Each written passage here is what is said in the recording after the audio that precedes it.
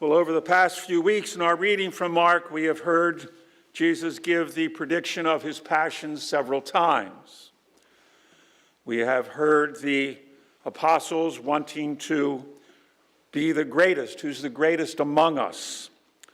We've had Jesus bringing the child and said, unless you are willing to serve the most insignificant person around, you cannot be with me.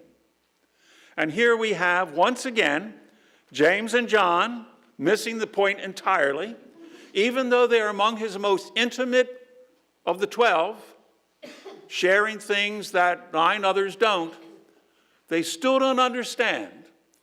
And they still want to be on the right and the left of the power when the kingdom of Israel is restored and the Romans are driven out. For that to them is what the messianic message is, what messianic redemption is. Political power.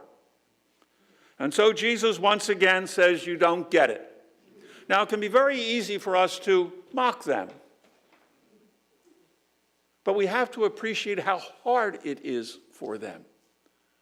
They truly believe that the coming of the Messiah would mean that Israel would be restored as a nation, would no longer be under subjection.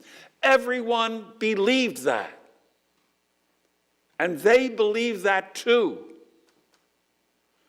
And the world around them was one where those who were in authority made what they wanted done.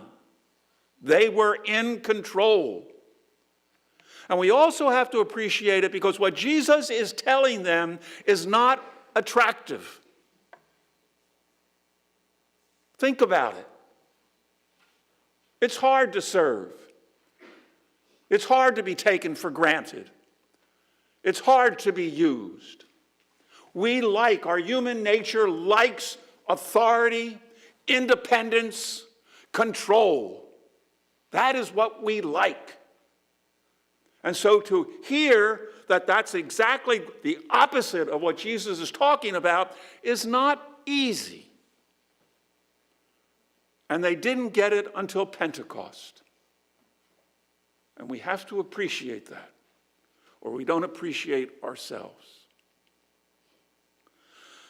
As I was reading over this, and perhaps you too, as you heard it, cannot but think of the abuse of authority and power which we have experienced in our church, and how it touches all of us. We are angry, we're confused, we're humiliated. We don't understand it all. And there can be the temptation in us with this situation to do a little bit what James and John are doing and walking away from it. And yet we're people of faith, and we believe in the resurrection. And our first reading from Isaiah, which speaks about the suffering servant, says that the servant who undergoes a crucifixion of sorts is going to be able to redeem and free others because of his crucifixion. And so we have the hope that going through what we are going through as a church and as a people, as individuals, will bring redemption, and God will bring good out of this. And Paul, our author to Hebrews, tells us that we should have every confidence in approaching Jesus and know that he will indeed give us what we need because he knows what we're experiencing. He knows our human condition. He knows our weaknesses. He knows our sufferings. He knows what we are going through. And so confidently, we should approach the Lord, knowing that he will bring redemption out of this crucifixion.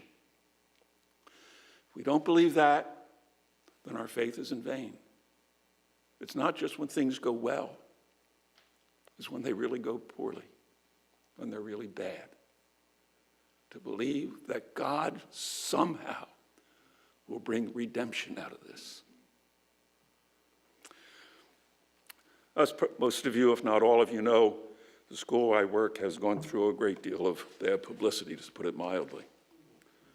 And I've had some young alumni come back and talk about the way in which they were treated by their peers because they went to this horrible school. They should be absolutely ashamed of themselves. How could they do such a thing? And they're practically in tears talking. And all I could say to them was, you believe in the resurrection? Yeah. God will bring good out of this. I have no idea how, but God will bring good out of this. Evil is alive and well,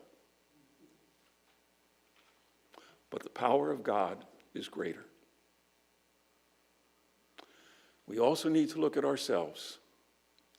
Every one of us here has authority in some way. Each one of us has probably been honored in some way. How do we use it? Do we say, it's really nice, I like it? Or do we say, this has been given to me in order to make the lives of other people better? How do I use the graces, the power, the authority which has been given to me? When we empty ourselves, God can enter in. We pray for the grace to be able to empty ourselves so completely that God can take us over.